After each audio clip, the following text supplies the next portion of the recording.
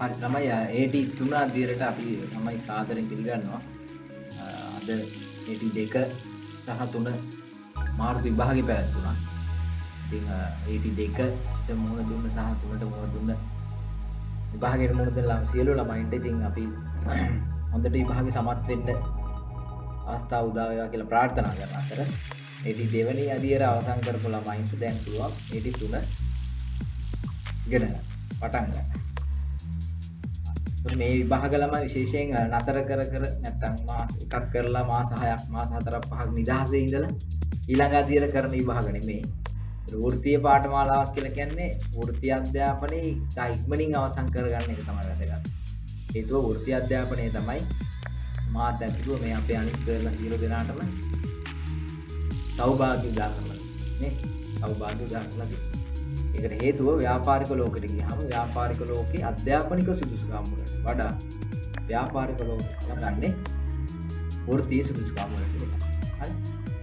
දැන් අපි බැලුවොත් අපි AT3 අධ්‍යයන ටිකක් බොහොම සරලව කිව්වොත් ටිකක් අලුත් විෂයන් 4ක් ඉගෙන ගන්න තියෙන්නේ. ඒ වගේම AT1 සහ 2ත් එක්ක සංසන්දනය කරද්දී ටිකක් බර තැබීම වැඩි මේ සබ්ජෙක්ට් වල. ඒ වගේම දැනුම ලොකු ප්‍රමාණයක් තියෙනවා මේ සබ්ජෙක්ට් 4. ඒ වගේම මේ සබ්ජෙක්ට්ස් ළමයි උගන්වන්න අමාරුයි විශේෂයෙන් වෘත්ති විභාග නැත්නම් වෘත්තිමය වශයෙන් ප්‍රායෝගිකව රැකියාව නිරත වෙන දේශකවරුන්ට තමයි මේ වැඩේ හරි හොඳට කරන්න පුළුවන්, ලේසියෙන් කරන්න පුළුවන්. ඒකට අපිත් එක්ක සම්බන්ධ වෙලා ඉන්න ගුරුවරු දිහා බලුවාම අපිට මේ ස්ටේජ් එක හරි බොහොම පහසුයි. දේශන පැවැත්මේ හැකියාව තියෙනවා. ඊට අමතරව ආට ඒක දැනෙනවා. දැන් පටන් ගනී මේ දේශනත් එක්ක සම්බන්ධ වෙනකොට. හරි අපි යන් ඉස්සරහට. එතකොට මෙතනදී AD3 දිත් ළමයි වාට විෂයන් 4ක් හම්බ වෙනවා. පළවෙනි එක මූල්‍ය වාර්තාකරණය කියන විෂය. ඒ කියන්නේ ගිණුම් කරන විෂයෙම දිගුවක් තමයි තියෙන්නේ. ඒත් අපි ගිණුම් කරන්නේදී ඉගෙනගත්ත දේවල් වලට අමතරව ටිකක් එහාට ගිහිල්ලා ගිණුම් කරන්නේ මේ අධීරයේදී ඉගෙන ගන්නවා. ටිකක් සිලබස් කන්ටෙන්ට් එක වැඩි. ඔයා බය කරන්න කියනවා නෙමෙයි. නමුත් ඔයා සැලකිලිමත් වෙලා වැඩිපුර වැඩ කරන්න ඕනේ මේ විෂයන් සම්බන්ධයෙන්. ඒ වගේම දෙවැනි විෂය විදියට කළමනාකරන ගිණුම් කරන හා මූල්‍ය කියන විෂය MA කියලා අපි කියනවා. කොස්ටිං සබ්ජෙක්ට් එක. තුන්වෙනි එක මූල්‍ය පාලනය හා විගණනය. විගණනය කියලා කියන්නේ නැවත අලුත් සබ්ජෙක්ට් එකක්. AT1 සහ 2ේදී ටච් වෙලා නැහැ. නමුත් AT3 ේදී නැවත අලුතෙන් ඉගෙන ගන්න තියෙන සබ්ජෙක්ට් එක. ඒ වගේම ටැක්ස් කොට බදුකරණය සම්බන්ධයෙන් අපි ඉගෙනගෙන නැහැ AT1 2ේදී. අලුත්ම සබ්ජෙක්ට් 4ක් තමයි ගිණුම් කරන ඉගෙනගෙන තිබ්බට නමුත් ඊට වඩා එතනින් එහාට ගිය දිගුවක් තියෙන නිසා මෙතනදී අලුත්ම වර්ගයේ සබ්ජෙක්ට් 4ක් අලුත්ම 4ක් විදියට තමයි මාට ඉගෙන ගන්න ලැබෙන්නේ. ඒතර මේ විෂයන් 4 ගත්තම ළමයි මේකේ තියෙන සිලබස් එකේ කන්ටෙන්ට් එක වැඩි ටිකක් මම කලින් කිව්වා වගේ. ඒ වගේම මෙතන ලොකු දැනුමේ ප්‍රමාණයක් තියෙනවා. ලොකු දැනුමේ ප්‍රමාණයක් තියෙන නිසා පළවෙනි පටන් ගන්න දවසේ ඉඳන්ම ලෙක්චර්ස් වලට ඇවිල්ලා හරියට ලෙක්චර්ස් ෆලෝ කරලා ගණන් හදාගෙන ගියා නම් ඔයාලට මේ අදිරේ පාස් වෙන එක මහ ලොකු දෙයක් වෙන්නේ නැහැ. දැන් AT3 අධ්‍යයන සමත් වුණාට පස්සේ ඔයාලට පුළුවන් member of AT කියන පද විනාමය ගන්න. ඔයාලට ඒක ලැබෙනවා. ඒ සඳහා ඔයා වසරක පුහුණුවක් ලබා ගන්නත් ඕනේ. ඒකෙන් පස්සේ තමයි member of AT කියන සමාජිකත්වය ලැබෙන්නේ. හරි. නමුත් AT3 අධ්‍යයන අවසන් කරාම ඔයාලට ලැබෙන විශේෂ වාසිය තමයි බිස්නස් ලෙවල් 1 එක පරලක් ගණකාධිකරණ විභාගයට ගියාම බිස්නස් ලෙවල් 1 කියන අධ්‍යයන සම්පූර්ණයෙන්ම නිදහස් වෙනවා. ඊට පස්සේ බිස්නස් ලෙවල් 2 දෙවැනි අධ්‍යයනයේදී නැවත විෂයන් දෙකක් නිදහස් වෙනවා. ඒ නිසා අපි ගණකාධිකරණ ශාස්ත්‍රයේ ඉන්න හැම කෙනාගේම හීනේ වෙන්නේ පරලක් ගණකාධිකාරීවරයෙක් වෙන්න. හේතුව ලංකාව තුළ තියෙන ගණකාධිකාරීවරයෙක් සම්බන්ධයෙන් තියෙන ඉහළම සුදුසුකම තමයි වරලක් ගණකාධිකාරීවරයා කියන සුදුසුකම. ඒ ටිකක් ඒක ලොකු දැක්මක් එක්ක යන්න ඕනේ ගමනක්. කෙටි කාලෙකින් කරන්න බෑ. අවුරුදු ගාණක් පුරාවට ඔයා පෙරුම් මහන්සි වෙලා ඒ වෙනුවෙන් වැඩ කරලා තමයි එතනට ඒ ඉලක්කය සඳහා ළඟා වෙන්න ඕනේ. නමුත් AT හරහා වාට ලැබෙන විශේෂත්වය තමයි AT හදාarලා ඉවරනම එනම් මේ බිස්නස් ලෙවල් 1 එක සහ බිස්නස් ලෙවල් 2 කියන අධ්‍යයනයේ තවත් මෙතනත් විෂයන් දෙකක් වාට නිදහස් වෙනවා. සමස්තයක් විදිහට විෂයන් 6ක් නිදහස් වෙනවා AT3 අධ්‍යයන සමත් වෙනවත් එක්ක.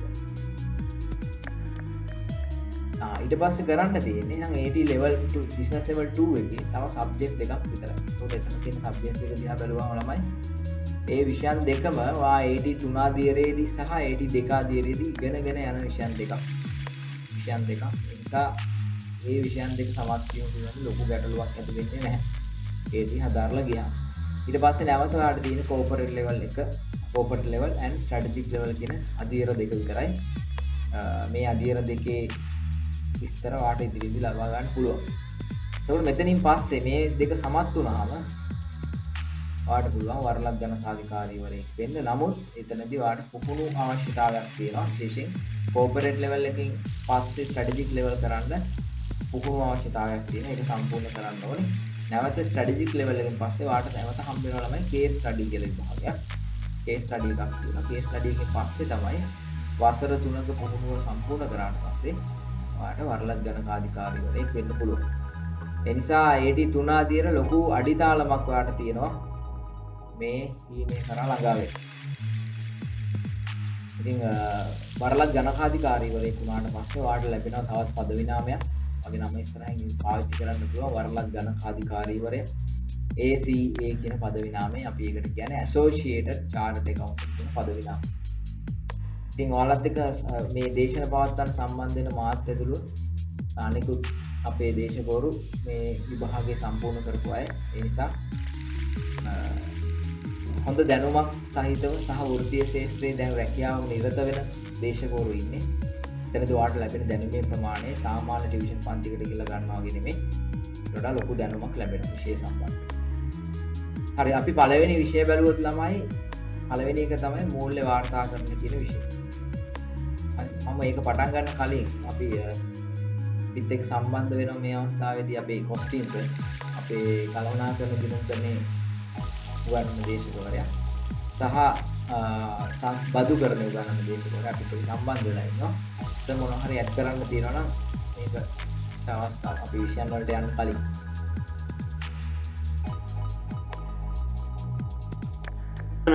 කරගෙන යමු මංජුලස අපි එකතු කරන්න ඕනනු එකතු කරන්න. හරි එහෙනම් අපේ පළවෙනි විෂයට ගියොත් ළමයි පළවෙනි විෂය වෙන්නේ මූල්‍ය වාර්තා කරන විෂය. මේ දේශනේ පවත්වන්නේ මම. මෙතනදී ඔයාට ලැබෙනවා විශේෂයෙන් අපි හවුල් ව්‍යාපාර සමාගම් AD දෙවැනි අධීරයේදී ඉගෙනගෙන ආවා. නමුත් සමාගම් වලට ආවම අපි එතනදී ඉගෙන ගත්තේ අධ්‍යක්ෂකවරුන් සඳහා සකස් කරන මූල්‍ය ප්‍රකාශ. නමුත් මෙතනදී විශේෂයෙන් පොදු බාහිර පාර්ශ්වයන් සඳහා නැත්නම් අපි ඉගෙන ගන්නවා ප්‍රසිද්ධ කිරීම සඳහා සකස් කරන මූල්‍ය වාර්තා කොහොමද සකස් කරන්නේ කියලා මේ අධීරයේදී ඉගෙන ගන්නවා. ඒ වගේම අපි AT 2 අධීරයේදී ප්‍රමිත කිහිපය ඉගෙන ගන්නවා. ප්‍රමිත කිහිපයක්. නමුත් මේ අධීරයේදී අපි ගිණුම් කරන ප්‍රමිත යම් ප්‍රමාණයක් ඉගෙන ගන්නවා.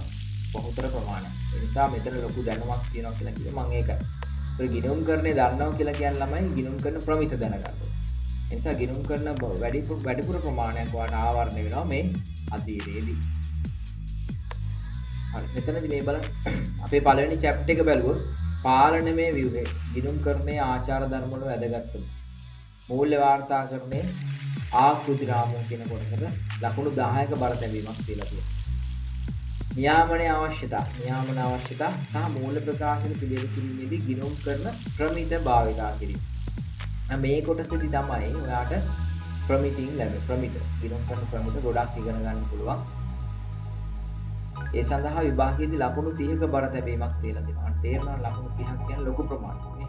දැන් ගිණුම් කරන ප්‍රමිත වලට ලොකු බර තැබීමක් විභාගයේ තියලා තියෙනවා.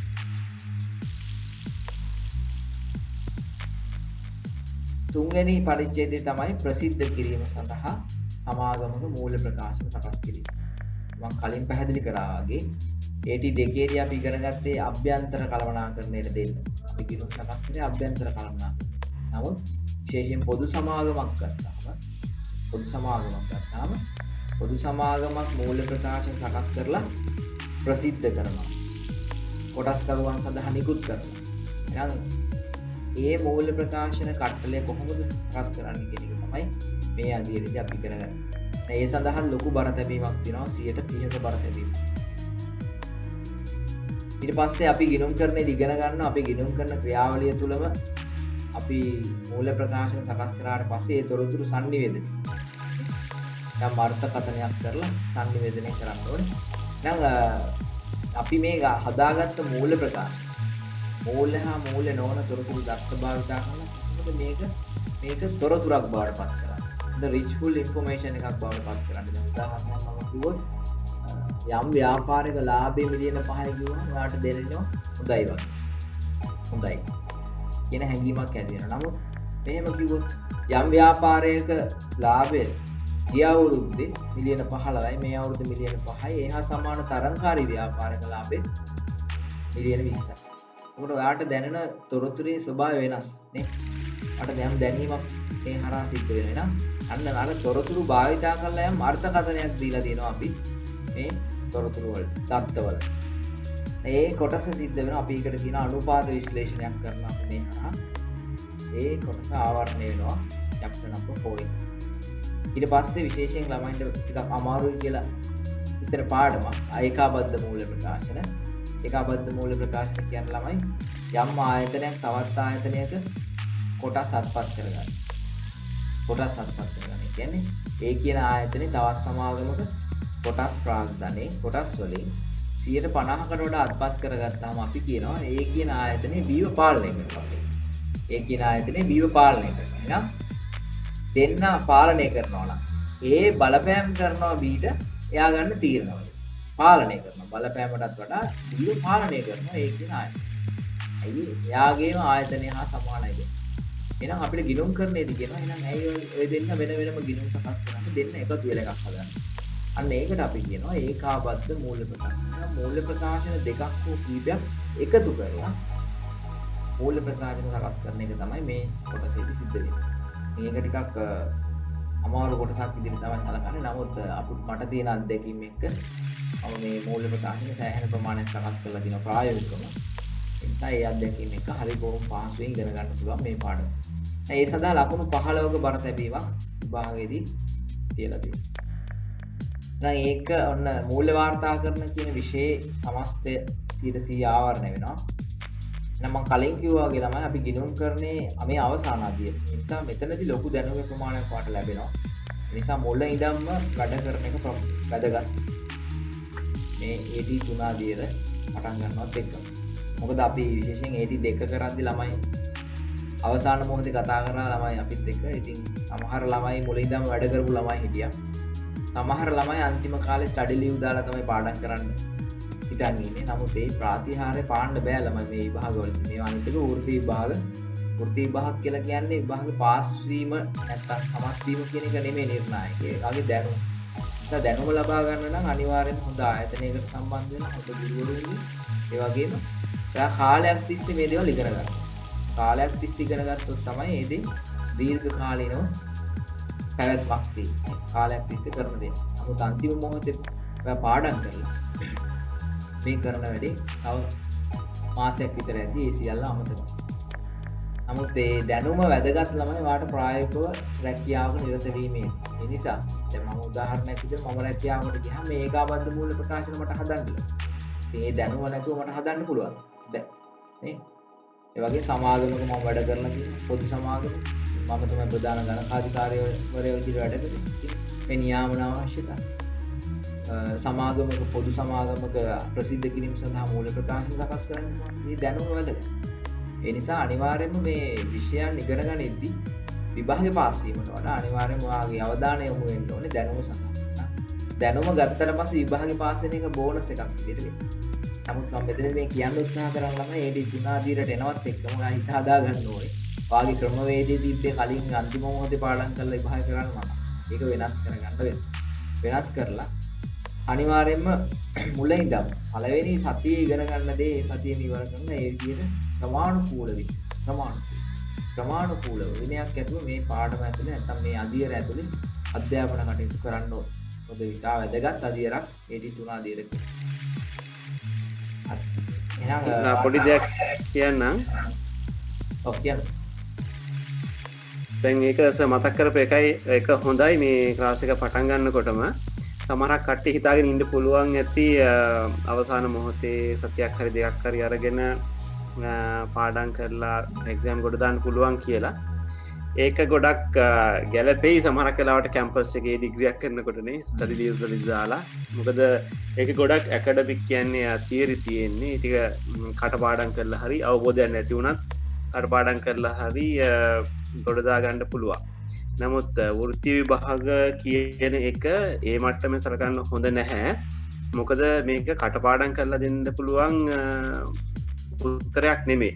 ගොඩක් කරලා ඔයගොල්ලන්ගේ ස්ටඩි පැක් එහෙම ගත්තොත් එහෙම ඒවා ගොඩක් විෂය කරුණු තියෙනවා. ඒවෙන් තමයි විභාගෙදී ප්‍රශ්න කරන්නේ. ඒකට කටපාඩම් කරන එක ප්‍රායෝගිකව මුළු ස්ටඩි පැක් එකක්ම කටපාඩම් කරන්න බෑ. එහෙම නැත්නම් අපි ඔයගොල්ලොත් එක්ක බෙදා ගන්න ටියුට්ස් ඔක්කොම තියෙන තියරි කොටස් කටපාඩම් කරන්න බෑ.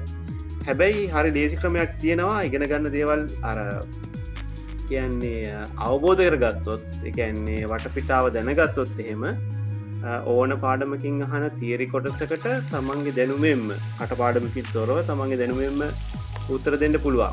ඒක නිසා අර සර් කිව්ව එක ගොඩක් වැදගත්. අවසාන මොහොත වෙනකම් බලාගෙන නැතුව මේ මුල ඉඳලම කරුණු දැනගැනීමේ උදාහරණයක් විදිහට අපි තුමුකෝ මොකක් හරි පාඩමක් ඉගෙන ගත්තා කොස්ටිං වල අපි තුමුකෝ ප්‍රොසෙස් කොස්ටිං ඉගෙන ගත්තා කියලා. ඒකේ දැනගැනීමේ පරමාර්ථයෙන් ඉගෙන ගන්නවා මිස කටපාඩම් කිරීමේ පරමාර්ථයෙන් ඉගෙන ගන්නේ නැතුව කරන එක තමයි හොඳයි කියලා කියන්නේ. ඒකයි. විශේෂයෙන් ළමයි ඒ කිව්වා වගේ සර් කිව්වා වගේ මෙතන මේ මුල ඉඳන්ම වැඩ කරන්න ඕන. නැත්තම් මේ අදියරේ බහුතර ප්‍රමාණයක් ෆේල් වෙනවා. මොකද AT එකේදී ෆයිනල් නේ. ඒක ෆයිනල් එක ලොකුයි නේ. ඒ වගේම ඔයාගේ සිලබස් එක සහ මෙතන තියෙන දැනුමේ ප්‍රමාණය අති විශාලයි. ඒ නිසා මෙතනදී අර සර් කියනා වගේම මුල ඉඳන්ම වැඩ කරොත් මේ වැඩේ හරි ලේසි. මොකද මේ අනිත් එක මේ දැනුම ලබා ගන්න එක හරි වැදගත්. දැනුම. සර් කියනා වගේම මේ දැනුම knowledge based study එකක් තමයි කරන්නේ. නැත්නම් exam oriented exam oriented කියොත් එහෙම ප්‍රශ්නයක් වෙනවා. ඒ වැඩේ සාර්ථක නැහැ. අනිත් එක හැම වෙලේම ළමයි සාර්ථකත්වයේ ළඟා වෙන්නේ දීර්ඝ කාලීනව කරන යමක්. නේ doing something continuously. ඒකෙන් තමයි ඔයාට සාර්ථකත්වය ලැබෙන්නේ. නමුත් මේ අන්තිම මොහොතේ සමහර ළමයි කතා කරන ස්ටඩි ලීව් සති දෙකක් දාලා ගෙදර ඉඳලා තියෙනවා. නමුත් ළමයි ස්ටඩි ලීව් ඒ වගේ දැම්මහම දවසේ පැය 24ක් තිබ්බට පැය 7ක් 8ක් නිදා ගන්නවා. නමුත් පැය කීයක්ද පාඩම් කරන්නේ මම එක දිගට. පැය 4ක් කරයි, පැය 5ක් කරයි. නමුත් දවස පුරාම අනිත් පැය ගණන් නාස්ති කරනවා. ඒ වැඩේ සාර්ථක නැහැ. නමුත් මුල ඉඳන්ම පැය ගානේ පාඩම් කරපු ළමයට මේ වැඩේ හරි ලේසි. පැය භාගය ගානේ පාඩම් කරපු ළමයට හරි ලේසි. අර ඒ නිසා වාගේ ක්‍රමවේද වෙනස් කරගෙන අධ්‍යයන කටයුතු කරන්න ඒ හරහා තමයි මේ අධීර බොහොම පහසුවෙන් ජය ගන්න පුළුවන්. හරි. එහෙනම් අපේ මූල වාර්තාකරණය කියන සබ්ජෙක්ට් එකේ ලකුණු 100 ලැබෙන හැටි වань පැහැදිලිද? අපි දෙවන විෂය ගත්තොත් ඒකත් මම තමයි කරන්නේ. මූල්‍ය පාලනය සහ විගණනය කියන විෂය. ඒකත් අලුත්ම සබ්ජෙක්ට් එකක්. අපි කියන්නේ විගණනය කරනවා. ඉස්සර ළමයි අපේ අම්මලා අපි ඔඩිට් කරන කාලේ හිතන් ඉන්නේ කම්පැනි වලට පැනලා චෙක් කරනවා. ඔඩිට් කරනවා කියනවා ඉතින් අපි ලස්සනට ඇඳගෙන යනවා නේද? ලස්සනට ඇඳලා ලැප්ටොප් එකක් කරේ දාගෙන ඉතින් අපිට පඩි හම්බෙන්නේ 6500 තමයි. නමුත් ඉතින් අපි කියන්නේ ලක්ෂ දෙක තුනක් පඩි හම්බෙනවා. ඉතින් අම්මලා කියන්නේ කොහොමද ඔඩිටර් කෙනෙක් එහෙම කිව්වා මොකද හිතන්නේ? පැනලා චෙක් කරනවා කියලා තමයි හිතන්නේ. මගදී හම්බුනාම කට්ටිය අහන්නේ. ඒ වගේ තමයි. නමුත් ඒ හා සමාන දෙයක් නෙමෙයි සිද්ධ වෙන්නේ. යම් ආයතනයක තියෙන මූල්‍ය ප්‍රකාශන සකස් කරන්නේ වගකීම කරන්නේ කවුද? අධ්‍යක්ෂකතුමා. සමාගමක විශේෂයෙන් මූල්‍ය ප්‍රකාශන සකස් කිරීම වගකීම දරන්නේ අධ්‍යක්ෂකතුමා.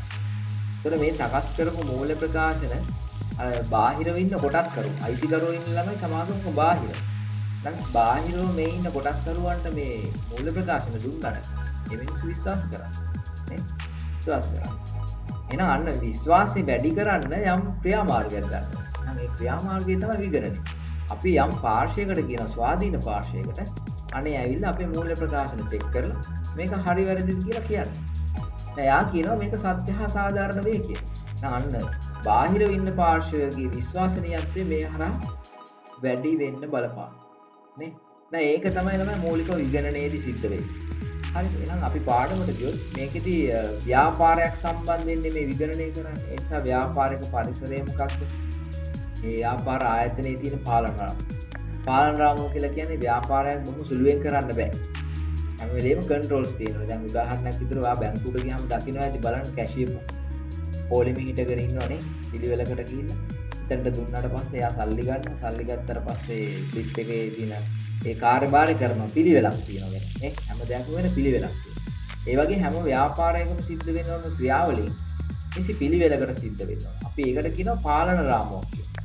හරි ඒ ගැන වාට අධ්‍යයනය කරන්න පුළුවන්. මේකෙදි විභාගයේ බර තැබීම ලකුණු 5කට තමයි සීමා වෙලා තියෙන්නේ. ඒ වගේම අවදානම් කළමනාකරන රාමුව කියලා එකක් තියෙනවා. ඒ ගැනත් අධ්‍යයනය කරන්න පුළුවන්. තුන්වෙනි පියවර විදිහට අභ්‍යන්තර පාලන පද්ධතිය සහ ව්‍යාපාරික ක්‍රියාවලින් කියලා කොටසක් තියෙනවා. ඕනම ව්‍යාපාරක ළමයි ව්යාපාරික ක්‍රියාවලින් ගොඩක් තියෙනවා. ඒකල මිල පිළියෙත උපකරණ මිලදී ගැනීම, තොග මිලදී ගැනීම. ඒ වගේ ක්‍රියාවලින් සමූහයක් තමයි ව්‍යාපාර ක්‍රියාවලිය කියන්නේ. ඒකට ඒකේ ප්‍රතිඵලය තමයි මූල්‍ය ප්‍රකාශන වලදී අපි දකින්නේ වර්ෂය අවසානයේ. මේ ක්‍රියාවලින් සමූහයේ අවසර අවසානයේ ප්‍රතිඵලය ලාභය.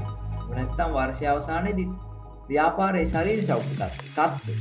ඒක තමයි පෙන්වන්නේ මූල්‍ය ප්‍රකාශන. හැබැයි මේක සිද්ධ වෙන්නේ එතකොට මේ ව්‍යාපාරික ක්‍රියාවලින් නිසි පරිදි සිද්ධ වුණොත්. ඒ ගැන අපි මෙතනදී ඉගෙන ගන්නවා කොහොමද ව්‍යාපාරික ක්‍රියාවලින් නිසි පරිදි ස්ථාපනය කරගන්නේ. ඒකෙදි තියෙන අඩුපාඩු මොනවාද? හොඳ පද්ධතියක් හදාගන්නේ කොහොමද? ඔන්න මේ කියන කාරණා මේ අතේ ඉගෙන ගන්න. හරි ඊට පස්සේ සහතික වීමේ කාර්යභාරය. දැන් අර මං කිව්වා වගේ පිටතේ ඉන්න පුද්ගලයෙක් ඇවිල්ලා විගණකවරයා කියන පුද්ගලයා දැන් අන්න පරීක්ෂාවට ලක් කළා මොකද කිව්වේ? සත්‍ය හා සාධාරණ මූල්‍ය ප්‍රකාශ. ඒතර අර බාහිර ඉන්න පුද්ගලයෝ විශ්වාස කරන්න පටන් මේක ඉන්න සහතික වීමේ කාර්යභාරය. යම් සහතික වීමක් ගරන්ටි එකක් දෙනවා. මේක හරි කියලා. අන්න ඒ වගේ කාර්යභාරයක් තමයි විගණනයේදී සිද්ධ වෙන්නේ. ඒ ගැන අපි කතා කරනවා සහතික වීමේ කාර්යභාරයක් කියන්නේ මොකක්ද? ඒ හා සම්බන්ධ වෙනස් සේවාවක් තියෙනවා. ඒ ගැන පැහැදිලි කරන්න. හරි. ඒ සඳහා ලකුණු 5ක බර තැබීමක් උදාහරණයක් තියෙනවා. ඊට පස්සේ විගණනයේදී වැදගත්ම මාතෘකාව තමයි මේ කොටස අවදානම් තක්සීරු කිරීමේ පාඩම. ඒතර මෙතනදී විගණකවරයා වැඩ කරන්නේ එයාගේ අවදානම් බලන්න.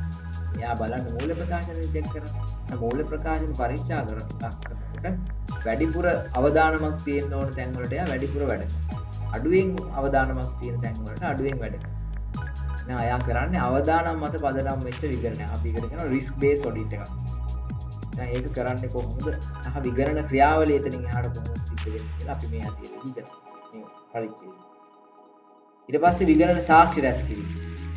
දැන් මෙයා මතයක් දෙන්නට මේ මූල්‍ය ප්‍රකාශන පරීක්ෂාවක ලක් කරලා මේක සත්‍යද අසත්‍යද කියන එක කියන්න ඕනේ. එහෙනම් මේ මතය ඉදිරිපත් කරන්න යම් යම් සාක්ෂි මෙයා රැස් කරගන්නවා. මේ මතයට පදනමක් තියෙනවා. මේ විගණන සාක්ෂි රැස් කරගන්නේ කොහොමද කියන එක මේ අකුණු 15ක බර තැබීමක් විභාගයෙන් කියලා දෙනවා. අපි එතනදී ඉගෙන ගන්නවා. අවසාන විගණනයේ අවසාන මාතෘකාව විදිහට අපි ඉගෙන ගන්නවා විගණන වාර්තාකරණ. අන්තිමට මොකද කරන්නේ? විගණන කරන අර මතය දෙනවා. මතය දෙනවා. දැන් මේක ඇත්තටම ළමයි මේ අපේ හරි ප්‍රායෝගික දෙයක් මේ විගණනය කියන්නේ. දැන් උදාහරණයක් විදිහට බොහොම සරල උදාහරණයක් ගත්තොත් එහෙම දෙන්නෙක් මැරි කරන්න ගියාම ඒ දෙන්න අපිට බේර හොඳටම ගැලපෙනවා වගේ නේ ගැලපෙනවා මේ දෙන්න හොඳටම ගැලපෙනවා මේකින් කපල් එකක් වගේ.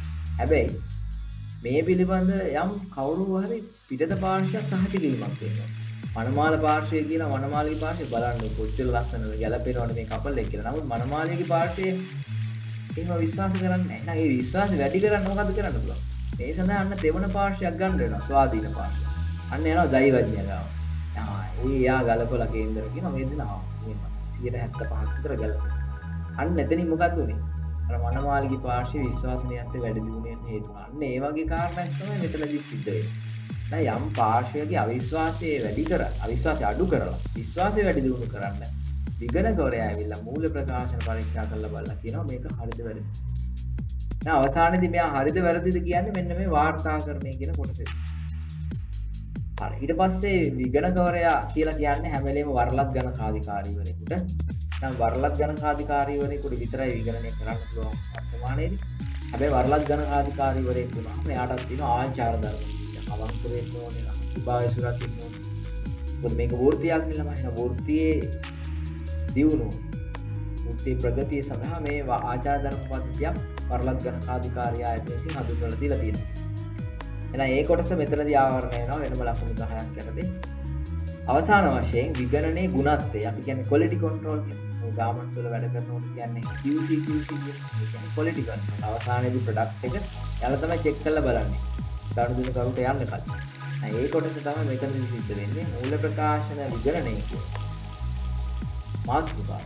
විගණනය තුල කොහොමද මේ ගුණත්වය ආරක්ෂා කරගන්නේ? දැන් තත්ත්ව පාලනයේ අවශ්‍යතාවය මොකක්ද කියන එක තමයි මේ අපිට කතා කරන්නේ. දැන් ඒකත් එක්ක ඔයාගේ විගණන විෂයේ ලකුණු 100 අවසන් වෙනවා.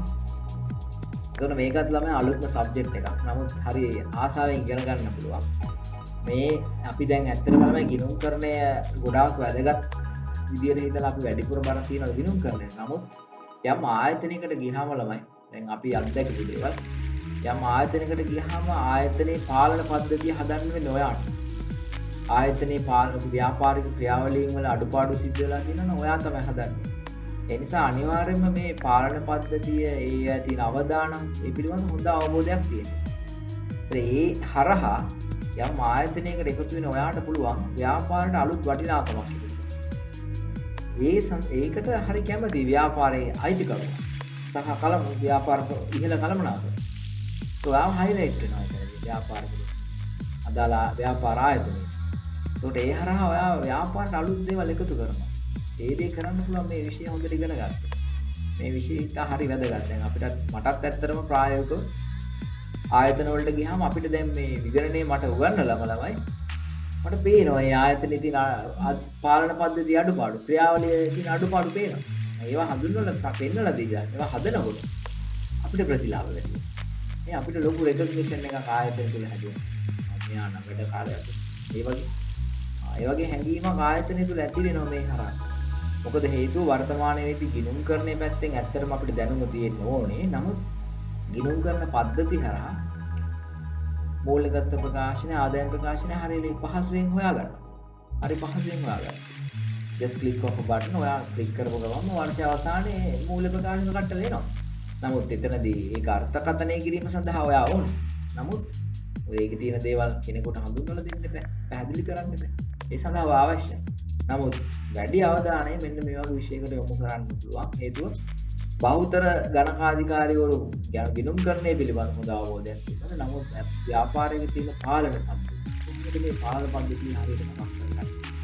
ඒ පිළිබඳ හොඳ අවබෝධයක් මේ විෂය අනාවට ලැබෙනවා. ඒ වගේම ඔඩිටිං කියන විෂය හරි ඉන්ට්‍රස්ටිං විෂයක්. ඒ හරහා ඔයාට පුළුවන් විශේෂයෙන් පරිලක් ගණකාධිකරණ විභාගයට යොමු වෙනකොට එතනදී ලොකු දැනුමක් ලැබෙනවා විගණන ආයතනයකට සම්බන්ධ වෙනවා. හේතුව ඔයා ගොඩාක් ආයතනවල විගණනය සඳහා සම්බන්ධ වෙනවා. ඒ ආයතනවල ක්‍රියාවලින් ඔයා දකිනවා. ඒ හරහා ඔයාට ලොකු දැනුමක් විගණනය හරහා ලබා ගන්නත් පුළුවන්. ඒ වගේම මේ විෂය වැදගත් වෙනවා ඔයාට විගණනය. නැත්නම් මේ ට්‍රේනින් එක කරන කාලෙදී හොඳට ඔඩිට් එකේ පර්ෆෝම් කරනවා. හොඳට ඔඩිට් එක කරද්දී එතන ඔඩිට් ෆර්ම් එකේ ඔයාට උසස් වීම ලැබෙනවා. ඒ දේවල් අපිටත් ලැබුණා. ඒ නිසා මේ විෂය ඉතා වැදගත්. හොඳින් ඉගෙන ගන්න එක. හරි එහෙනම් මම ඊළඟ විෂයට යමු වෙනවා.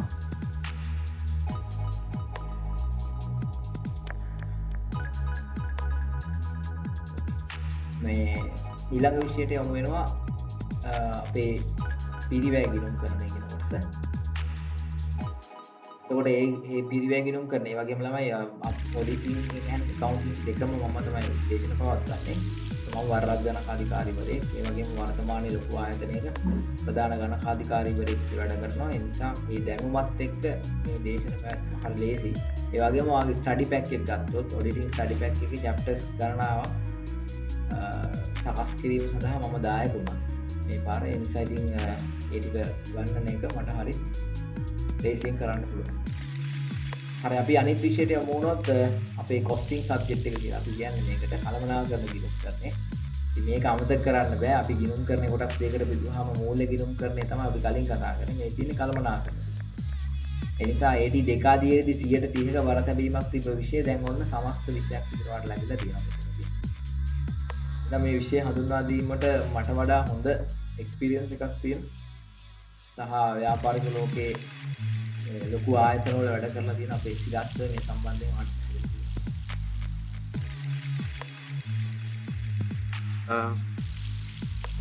ඒත් එක්ම දෙයක් කියලා ගන්න හිතුණා. දැන් අපි චෙට් 4ක් ගැන කතා කරනවා. එතකොට සාමාන්‍යයෙන් අපිට ඉස්සර අදහසක් තිබ්බා චාර්ටඩ් කරනවා කියලා කියන්නේ අර ටිපිකල් account රෝල් එකද අපිට ඉස්සරහට කරන්න වෙන්නේ කියලා. නමුත් මෙතන විවිධ පැතිකඩවල් 4ක් ගැන තමයි කතා කරන්නේ. එතන මූල්‍ය ගණකාධිකරණය, ඊට පස්සේ විගණනය, කළමනාකරණ ගණකාධිකරණය සහ බදු කියන ශේෂ්ත්‍ර 4.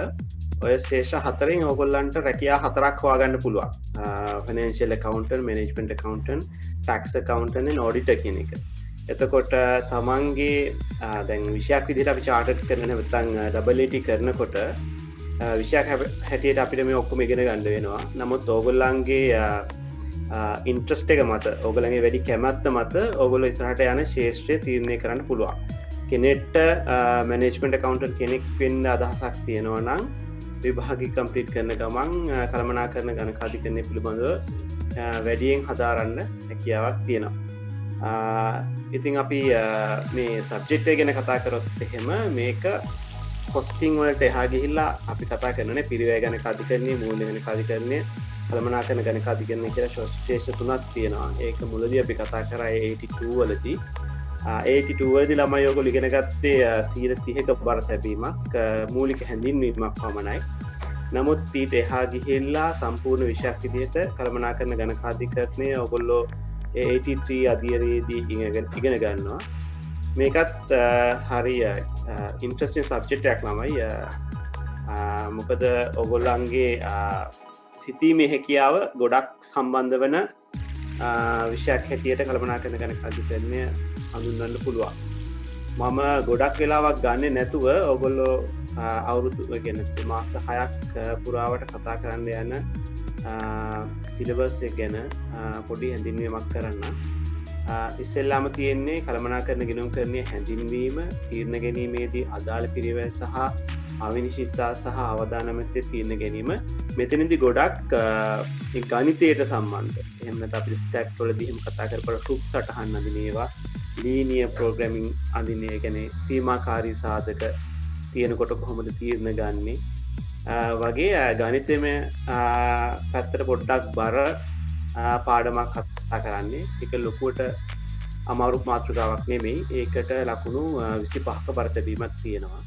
අපිට සබ්ජෙක්ට් එක කතා කරනකොට සවිස්තරාත්මකව ළමයි කතා කරන්න පුළුවන්.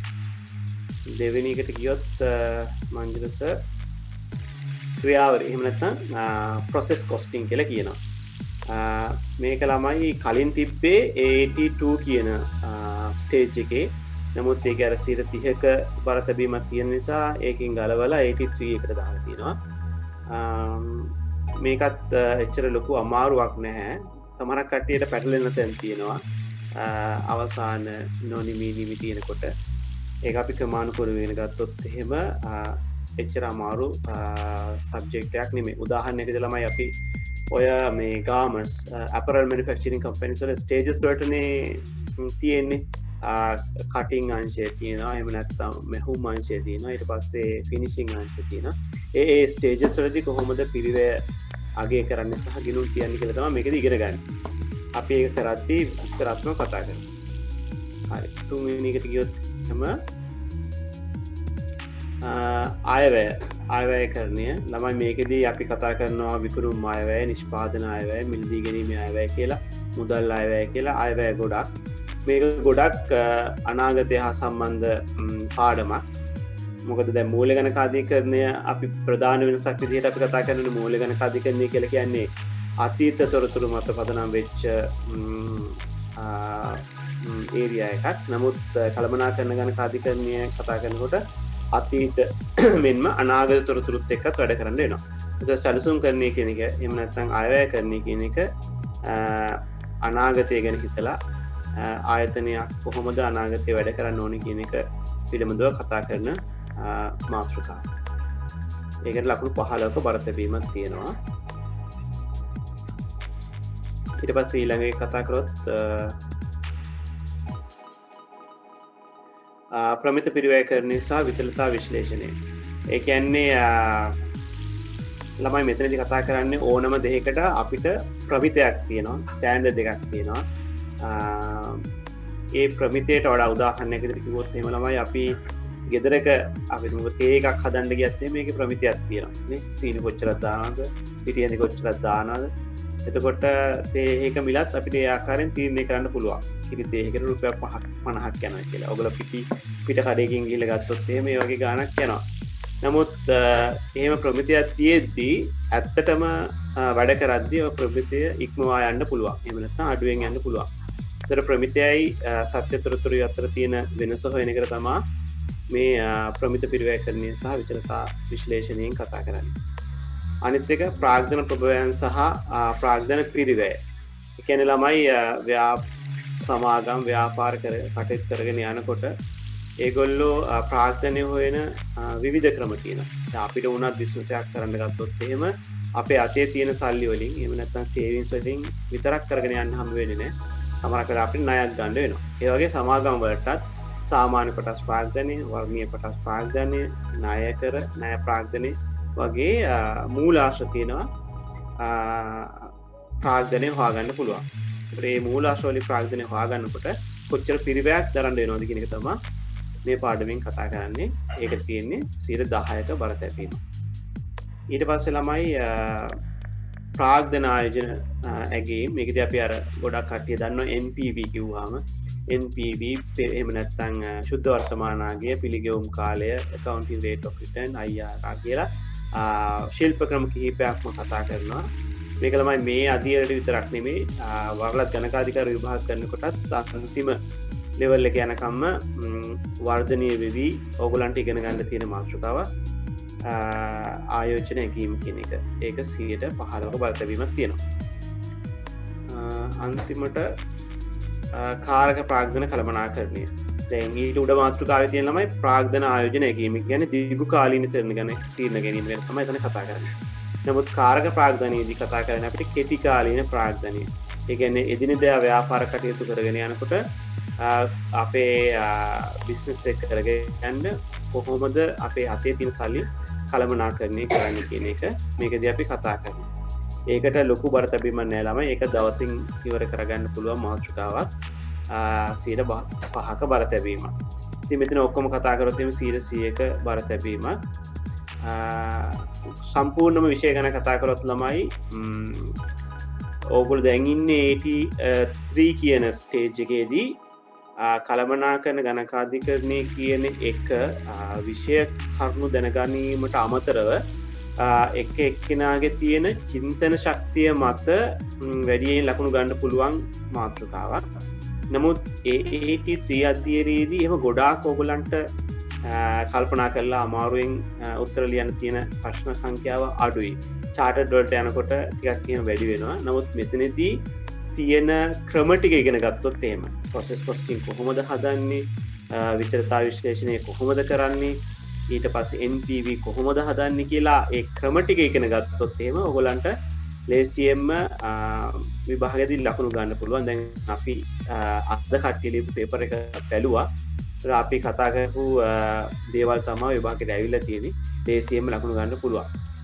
එතකොට ළමයි මම ගැන කතා කරොත් මමත් මංජුලස් එක්කම කළමනාකරන උපාධියක් අරගෙන ඊට පස්සේ AAT කරලා ඔයගොල්ලෝ වගේ ඊට පස්සේ චාටඩ් ඉවර කරා 2015 දී. ඊට පස්සේ වෘත්තීය කියන්නේ එක්ස්පීරියන්ස් එකේ විදිහට බහුජාතික සමාගම් දෙකක අවුරුදු 10ක වෘත්තීය පරපුරුද්දක් තියෙනවා. මැනේජ්මන්ට් ඇකවුන්ටිං කරලා තියෙනවා. ඊට පස්සේ මංජුලස කතා කරපු අභ්‍යන්තර විගණනය කරලා තියෙනවා. ඒ වගේ අත්දැකීම් ප්‍රමාණයක් තියෙනවා. එතකොට ප්‍රායෝගික අත්දැකීම් එක්ක අපිට විෂය කතා කරන්න පුළුවන් ළමයි. ඊළඟ කලින් බැච් එකේ කට්ටියගෙන හොඳ කමෙන්ට්ස් තියෙනවා. ඕගොල්ලන්ට ඉස්සරහට අපි කතා කරගෙන යනකොට කොච්චර ලේසියෙන් අපි මේ සබ්ජෙක්ට් එක කරගෙන යන්න පුළුවන්ද කියන එක ඔයගලන්ටම තේරෙයි. ඒක නිසා අපි ඉස්සරහදී වැඩ කරලා බලමු නේ මන්ජස්.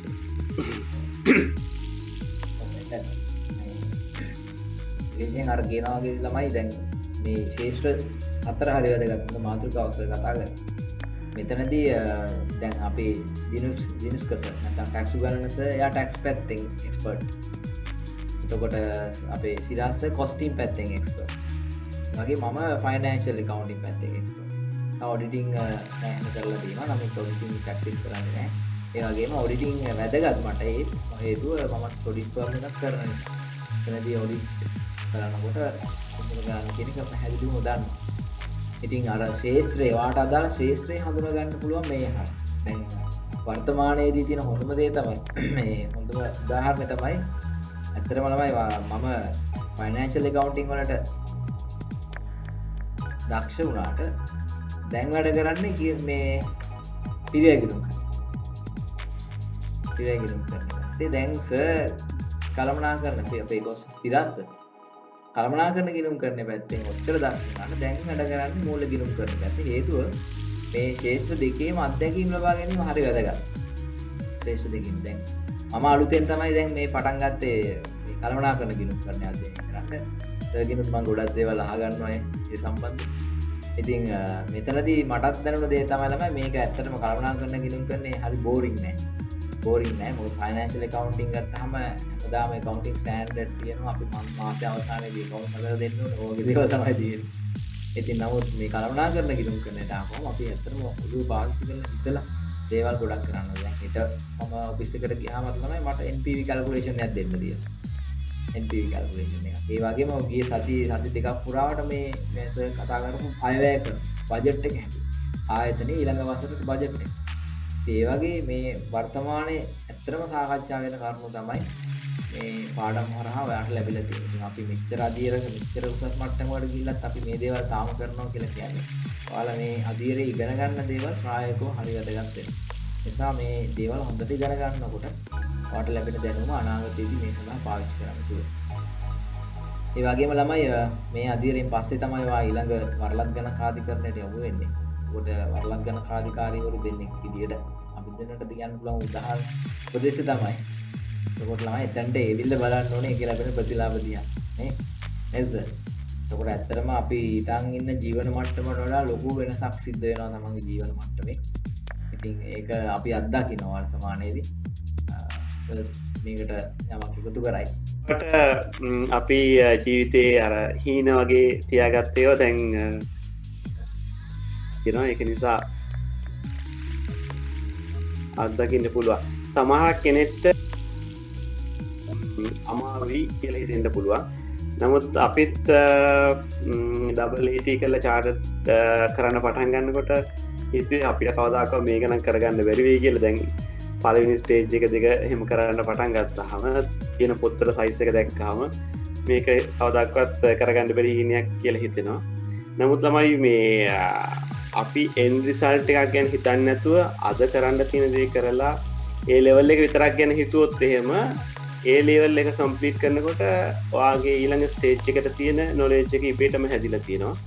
ඒක නිසා end අර purpose එක ඔළුවේ තියාගෙන වර්තමානයේ කරන්න පුළුවන් කරන්න ඕන දේ කරොත් එහෙම ඔයගලන්ට නිරායාසයෙන්ම මේක complete කරන්න පුළුවන්.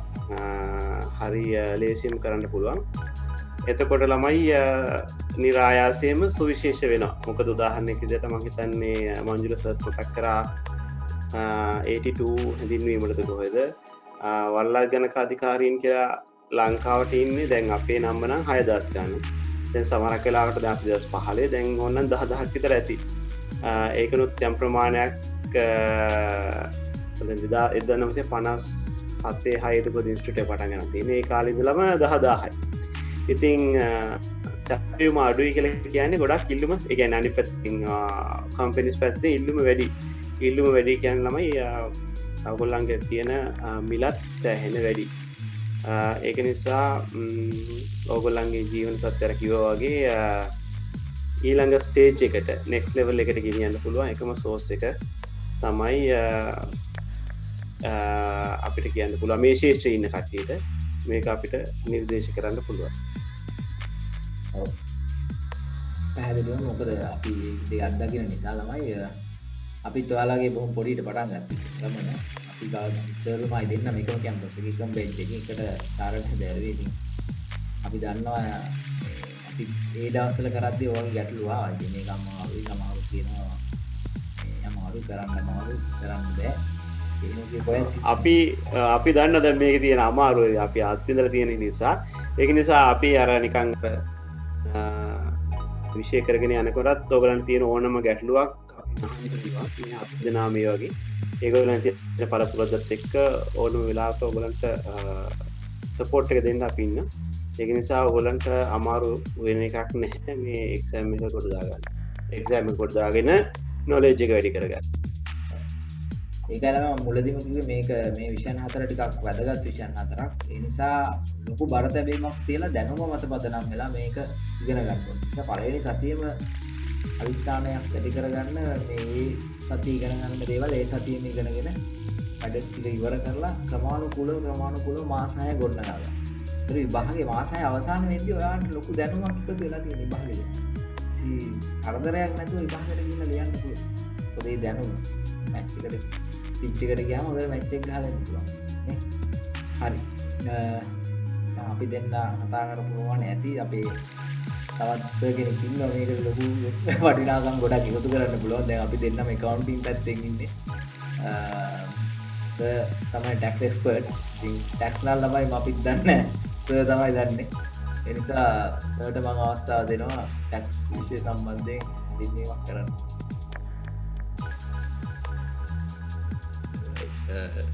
සුබ සන්ධ්‍යාවක් හැමෝටම. මේ මම පේනවද මංජුල සර්? අස්සනට ඉන්නවා. රයිට්. මේ ඉතින් ළමයි මෙහෙමයි. දැන් මේ විෂය ඇවිල්ලා ඕගොල්ලෝ තනිකර මේක ඇවිල්ලා ප්‍රැක්ටිකල් විෂයක්. හරිද? ඕගොල්ලෝ දැන් සාමාන්‍යයෙන් දැන් ඕගොල්ලෝ හැමදාම අහනවා TV එකේ දකින්නවා accounting වලට වඩා හරි management accounting වලට වඩා හරි ඕගොල්ලෝ TV එකේ පත්තරේ දකින්න විෂයක්. මේක ඇවිල්ලා සමාජයේ මිනිස්සු හැමෝටම වැදගත් වෙන ඉගෙන ගත්තොත් දෙයක් ලැබෙන මහා දැවැන්ත සේවයක් කරන්න පුළුවන් විෂය. එතකොට අපි දැන් මේක ඉගෙන ගැනීමේ ප්‍රධාන අරමුණ තමයි මේ විෂය සම්බන්ධයෙන් ගත්තොත් මේ එක්සෑම් එක පර්පස් එකෙන් අපි විභාගේ පාස් වෙයි. නමුත් ඔයා දැනගන්න ඕන යම් කිසි දෙයක් කරද්දී අපි මේ දේ කරන්නේ කොහොමද? අපි මේ දේ වෙනුවෙන් දායක වෙද්දී අපි කොහොමද රජයට බදු ගෙවන්නේ? ඇයි අපි මේකට බද්දක් ගෙවන්නේ? ඇයි අපි මේ බද්දේ ගෙවීමෙන් අපිට ප්‍රතිලාභයක් තියෙනවද? අපි කොහොමද මේක මේ ආදායමට අපි දායක උනේ? ඉතින් ඔන්න ඔය වගේ ප්‍රශ්න ටිකක් හිතන්න පුළුවන් හැකියාවක් එනවා මේ සබ්ජෙක්ට් එක ඉගෙන ගැනීම. එතකොට ඔයගොල්ලන්ට තවදුරටත් කතා කරන්න පුළුවන් ඔය පාර්ලිමේන්තුවේ කතා කරන මෙන්න මේ බදු සහනය දුන්නා. අර බදු සහනය දුන්නා. මේ බදු වංචාව වුණා. ප්‍රසිද්ධ දේවල්. ඉතින් එතකොට ඔයගොල්ලන්ට තීරණය කරන්න පුළුවන් හොඳ නොලෙජ් එකක් එනවා මෙන්න මේ විෂය කරුණු හොඳට ඉගෙනගෙන. පළවෙනි දේ තමයි මේ විෂයේ ඔයා දැනුම ගන්න ඕන. හැබැයි දැනුම විතරක් අරගෙන මදි දුවේ පුතේ. ඕගොල්ලෝ මේ විෂය කරුණු ප්‍රැක්ටිස් කරන්න ඕන. මේ විෂයේ එකම දේ තමයි ප්‍රැක්ටිස්.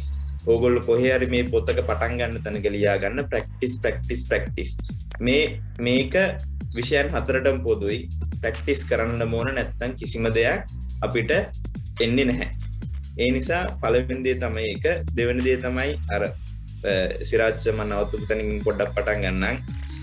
වරලත් ගණකාධිකාරීවරු ලංකාවේ ඉන්නේ 10000ක් විතර. හරිද? උපරිම ඉන්නේ දැනට. එතකොට ලංකාවේ ජනගහනය මිලියන 22යි.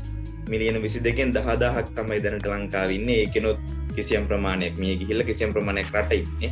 එතකොට ඔයගොල්ලෝ අනුපාතය හදලා බලන්න කොහොමද ඒක වෙන්නේ කියන එක. එතකොට ඊට අමතරව ඔයගොල්ලන්ට ආසාවක් තියෙනවා නම් මේක ඉගෙන ගනිද්දී හරිද? මේකේ ආසාවක් තියෙනවා නම් ඕගොල්ලෝ tax accountant කෙනෙක් වෙන්න නැත්නම් tax manager කෙනෙක් වෙන්න. අන්න ඒ විදිහට ඕගොල්ලෝගේ සැලසුම හදාගන්න. මමත් ඒ වගේ තමයි පටන් ගත්තේ. මමත් AT කරලා ගත්තේ. එතකොට AT කරලා ඊට පස්සේ මම ඇත්තටම මම tax පැත්තට ආස නිසා මම chartered මම පටන් ගන්න. chartered කරන ගමන් මම certified tax advisor කියන එක මම කරා. ඉතින් මම ඒකේ member කෙනෙක්. ඉතින් ඒක ඇවිල්ලා තමන්ගේ තියෙන දැනුම සහ තමන්ගේ තියෙන ආසාව සමග passion එක කියලා කියනවා. ඒ passion එක තමන් මොකද්ද කියලා අඳුරගන්න. කරන්නම් වාලේ දේවල් කරන්න එපා. මම මේ AT කරනවා, chartered කරනවා කියන වාලේ කරන්න එපා. තමන්ගේ passion එක අඳුරගන්න. මම accounting වලට කැමති නැහැ, accounting කරන්න කිසිම ප්‍රශ්නයක් නැහැ. නමුත් ඒක තමන්ගේ passion එක කරගන්න. තමන් ඒක ලේවලට ගන්න. හරිද? එතකොට තමයි දෙයක් කරන්න පුළුවන්. අර මංජුල සර් කිව්වා වගේ අර කිසියම් ආයතනයක තමන්ට රෙකග්නිෂන් එකක් එන්නේ. තමන්ට රෙකග්නිෂන් එකක් එන විදිහට තමන්ගේ දැනුම කුසලතා ආකල්ප ඒ තුනම වැඩි කරගන්න. දැනුම විතරක් මදි, ඊට පස්සේ කුසලතා විතරක් මදි, ආකල්ප විතරක් මදි. තුන පැත්තෙන් විතරක් තිබිලා මදි. ඒ තුන එකට බ්ලෙන්ඩ් වෙලා එන්න ඕනේ. එකට එකතු වෙලා එන්න ඕනේ. එතකොට තමයි කිසියම් ආයතනයකට ගියාට පස්සේ ඔයාට එන වටිනාකමත් වැඩි වෙන්නේ. ඒ නිසා ඔයා ඒ අරමුණ ඔළුවේ තියාගෙන හැමතිස්සෙම වැඩ කරන්න. අපි යම් පොඩ්ඩක් විෂය ගැන කතා කරන්න. එතකොට මේ විෂය පළවෙනි එක තමයි දැන් ඕගොල්ලෝ 81 වල මේ විෂය ඉගෙන ගත්තේ නැහැ. එතකොට මේක පළවෙනියෙන් ඉගෙන ගන්න දෙයක්. එතකොට ඕගොල්ලෝ ලංකාවේ බදුකරණය වෙන්නේ කොහොමද? ලංකාවේ මොනවාද බදු වර්ග? ඕගොල්ලෝ කොහොමද බද්දට යටත් වෙන්නේ? ඕගොල්ලෝ ගෙවන්නේ බදු කොහොමද? ඒකෙන් ඔයාලට කොහොමද ආදායමක් ඕගොල්ලන්ට වාසියක් හම්බ වෙන්නේ? ඒ ආදායම රජයට ඇතිද?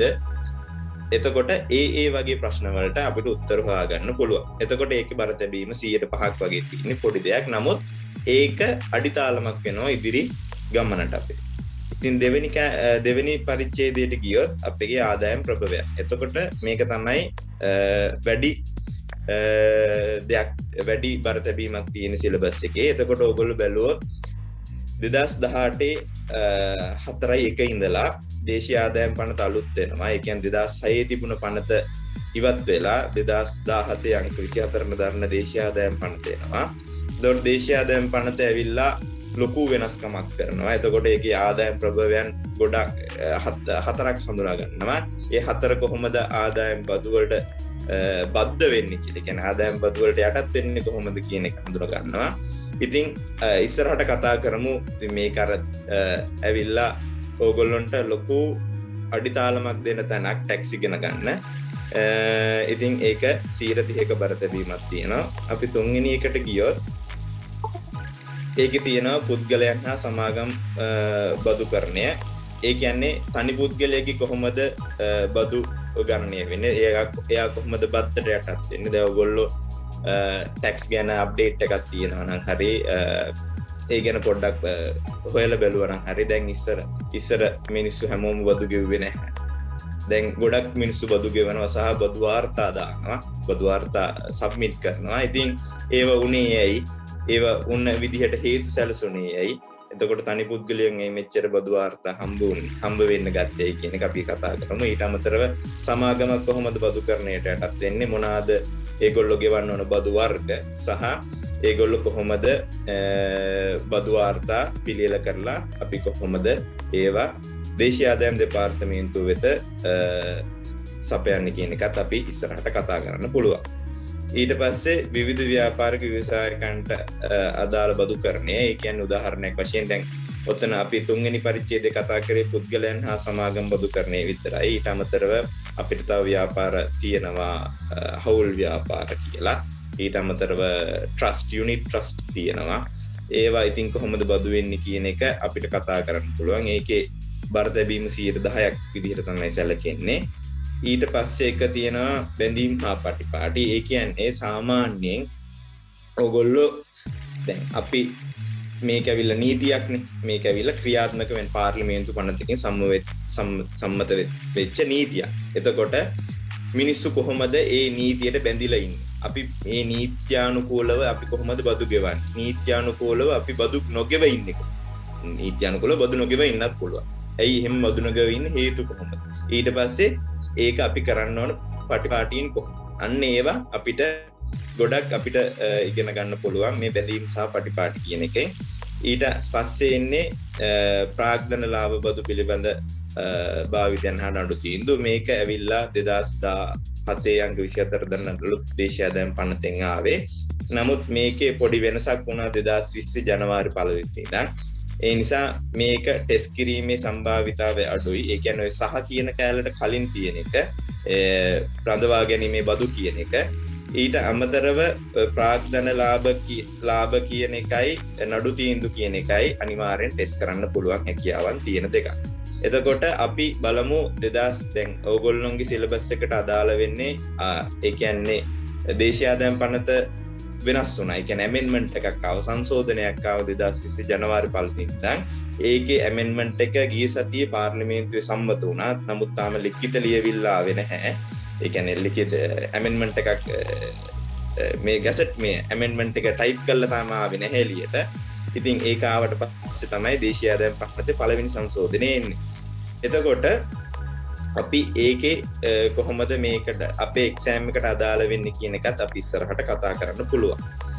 ඊට අමතරව ඊළඟ එක තමයි වෙනත් ව්‍යාපාරික බදු. එතකොට ඕගොල්ලෝ දැන් උනත් මේ ගෙවන බද්දක් තමයි වැට් එක කියන්නේ. මොකද ඕගොල්ලෝ දැන් ටෙලිකමියුනිකේෂන් ලයින් එකක් නැත්නම් ISP කෙනෙක් භාවිතා කරලා ඕගොල්ලෝ ඉන්ටර්නෙට් යනවා. ඒතකොට ඉන්ටර්නෙට් එකට ඕගොල්ලෝ සල්ලි ගෙවන්න ඕන. ඒක ඇතුලේ ඕගොල්ලෝ වැට් එක දැන් මේ පරිභෝජනයේදී ගෙවනවා. ඉතින් ඒ වගේ NBT සහ ISC කියන එක දැනට නැහැ. ඉතින් ඊට අමතරව තියෙන ටැක්ස් ටයිප්ස් අපි ඉස්සරහට ඉගෙන ගමු. එතකොට මේකේ ඔක්කොම එකතුව ගත්තොත් 100% හැදෙන්නේ කොහොමයි. එතකොට ඔයගොල්ලෝ බලාපොරොත්තු කියන්නේ ඉස්සරහට බලාපොරොත්තු වෙන්නේ අපෙන් මෙන්න මේ සබ්ජෙක්ට්ස් මෙන්න මේ කියන මාතෘකා ටික මෙන්න මේ කියන පාඩම් ටික හොඳට ඔලුවට දාගන්න. පළවෙනි දේ තමයි ඕගොල්ලෝගේ අරමුණ වෙනස් කරගන්න එපා. මාසයක් විතර ගිහිල්ලා හොඳට වැඩ කරලා ඊට පස්සේ වැඩ නොකර ඉන්න. හරි මොනවා හරි හේතුවක් හදාගෙන මේක එපා වෙන්න එහෙම හදාගන්න එපා. එක දිගට හොඳට වැඩ කරන්න. මාස 6 උපරිම මහන්සි වෙන්න සහ ඕගොල්ලෝ එක්සෑම් එක කරද්දී සබ්ජෙක්ට්ස් ඔක්කොම දාන්න. එහෙම මම මේක දෙකක් කරනවා ඊට පස්සේ දෙක පස්සේ කරනවා එහෙම කියලා මයින්ඩ් සෙට් එක හදාගන්න එපා. ගේම බහැලා ඔක්කොම එකපාර කරනවා කියලා දාන්න ලේසි. මොකද මම කරෙත් ඔක්කොම සබ්ජෙක්ට්ස් එකපාර ෆේල් වුණා ඒක පස්සේ කරනවා. නමුත් අපි ඔක්කොම එකට කරලා ඉවර කරන්න තමයි try කරන්න ඕන. ඒක තමයි මේන්ම thing. ඊට පස්සේ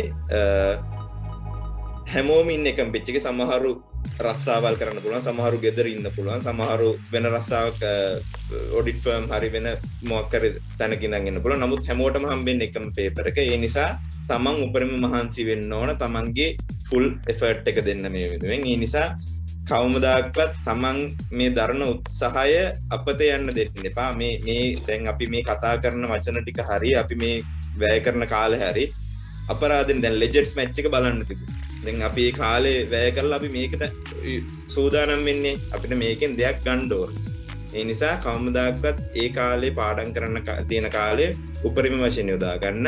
ඕගොල්ලන්ට ඉස්සරහට පුළුවන් ඒ සතුට වෙන්න මෙන්න මේ කාලේ කැපකිරීම නිසා අපි මෙන්න මේ වගේ තෘප්තිජනක ජීවිතයක් ගත කරනවා කියන එක. ඉතින් ওই ටික තමයි මගේ පැත්තෙන් කතා කරන්න තියෙන්නේ. දැනට මම ලංකාවේ ප්‍රධානතම සමූහ ව්‍යාපාරයක බදු කරන කළමනාකරු විදියට වැඩ කරනවා. ඊට අමතරව ඉතින් මම AT chartered certified tax advisor වගේ professional qualification අරන් තියෙනවා. ඊට අමතරව මම දැනට MBA එකක් කරනවා. ඉතින් ওই ටික තමයි තියෙන්නේ. අපි ඉස්සරහට කතා කරමු මොනවද තියෙන්නේ කියන එක. මංජුල සවාට බාරයි. thank you sir. හොඳ පැහැදිලි කිරීමක් ලැබෙන්න ඇති කියලා හිතනවා. ඉතින් මේක ළමයි වෙනස් ශ්‍රේෂ්ඨයක්. ඔය පැහැදිලිනේ. ඒකට ඔයාලට තෝරගන්න පුළුවන් මේ ශ්‍රේෂ්ඨ හතරෙන් ශ්‍රේෂ්ඨ ඔයා ඉතිරි අනාගතේ ඔයාගේ ජීවිතේ ගොඩනගා ගන්න කියන. ඒ නිසා මේ විෂයන් හතර ලොකුකමක් තියෙන විෂයන් හතරක්. මොකද ඒකේදී වගේ නෙමෙයි මෙතන විෂයන් හතර ලස්සනට වෙනම බෙදලා තියෙනවා ශ්‍රේෂ්ඨ හතරක්. ඒ නිසා මෙතනදී ලොකු වැදගත්කමක් තියෙන මේ විෂයන් හතර ලොකු බර තැබීමක් තියෙනවා හොඳට ඉගෙන ගන්න. හරි. එතනින් පස්සේ අපේ question and answers තමයි තියෙන්නේ. ප්‍රශ්න තියෙනවා නම් ළමයි.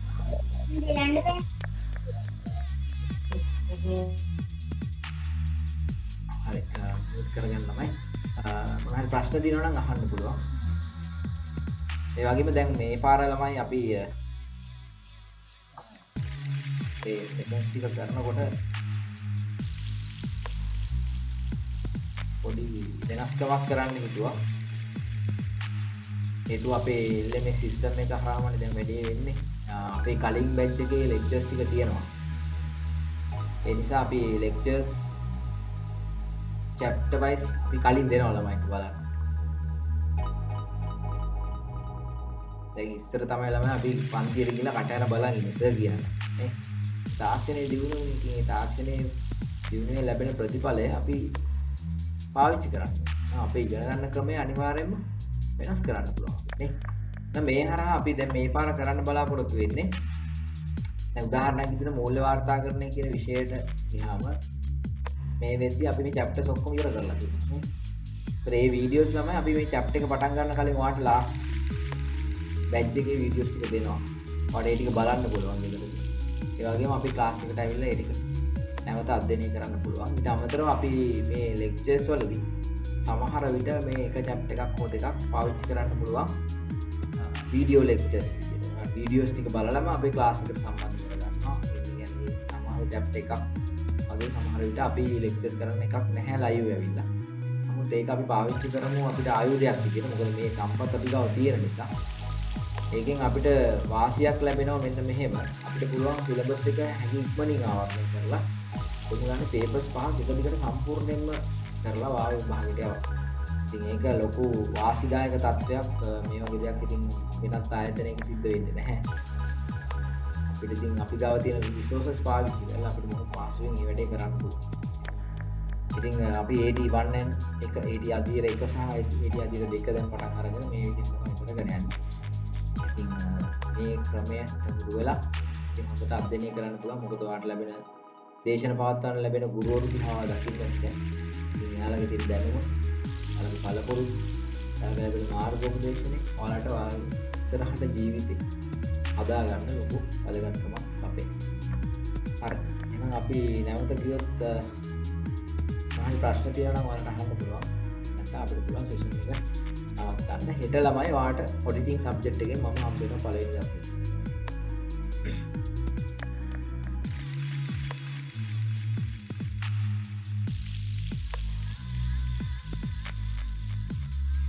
LMS එක අප්ඩේට් කරනවා. ඉතින් 2 එකේ හිටපු ළමයින්ට දැන් 3 එක දාන්න ඕන. දාලා මම අප්ඩේට් කරනවා. හරි වෙන ප්‍රශ්න මොකක්ද තියෙනවද?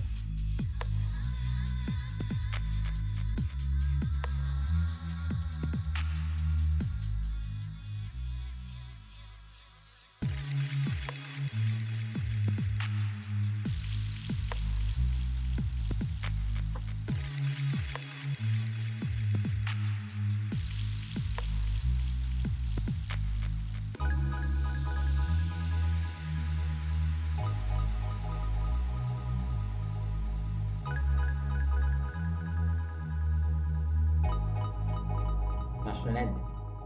ප්‍රශ්න නැත්නම් ඒ කියන්නේ සෑහෙන අපි කියපු දේවල් හැමදේම පැහැදිලි වෙන්න ඇති කියලා හිතනවා.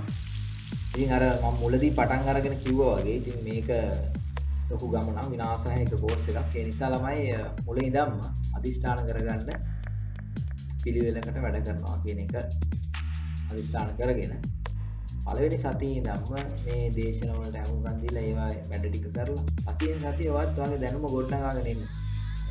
ඔය කියනවා වගේ කලින් ඉතිහාසය කිව්වා වගේ හැම සබ්ජෙක්ට් එකේම හැම චැප්ටර් එකේම ඔයා එක්ස්පර්ට් වෙනවා කියන අදහසින් තමයි ඉගෙන ගන්න ඕනේ. මම ඒක දැනගන්නවා කියන අදහසින්. එතකොට වැඩේ හරිය ලේසි. මොකද දැනුමවත් පදනම් වෙච්ච අධ්‍යයනයක් තමයි වා කරන්නේ. ප්‍රශ්නයක් අහනවා ක්ලාස් B එක. ක්ලාස් B එක ළමයි මම දැනුම් දෙන්නම්. දැන් දැනුම් දෙන්න මෙතන ඉතින් අපි දෙකක් වෙනවා නිසා මෙතන කතාව කරේ.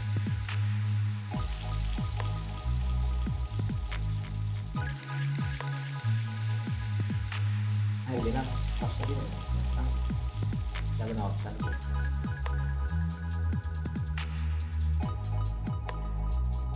නෑ හෙට 7:00ට අපි ඔඩිටින් සබ්ජෙක්ට් එකකින් හම්බෙමු.